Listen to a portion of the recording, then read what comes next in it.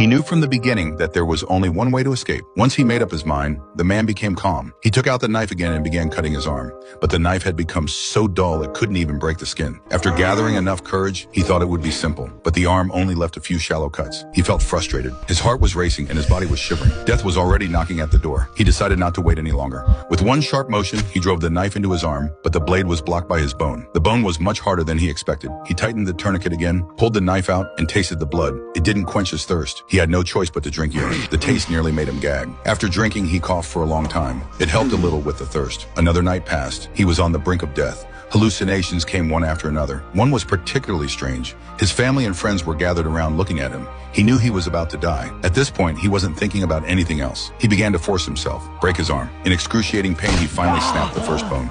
Then he hardened his heart again and continued to push. He breathed heavily. The second bone broke too. Just so. He was impressed with himself.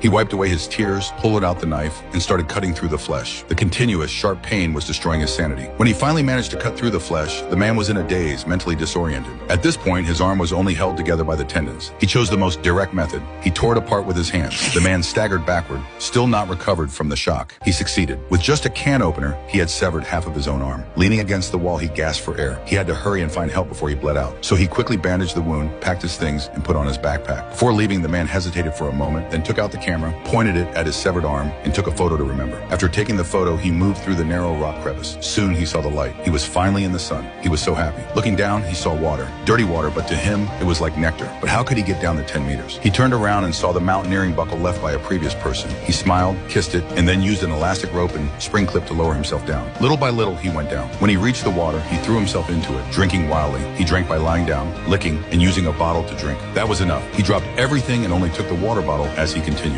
With one arm traded for his legs, he staggered for a few hours. The water ran out. He walked feeling dizzy and fell. He got up and kept walking. Finally, he saw people ahead. He shouted, using his last strength. The people ran towards him. He was saved.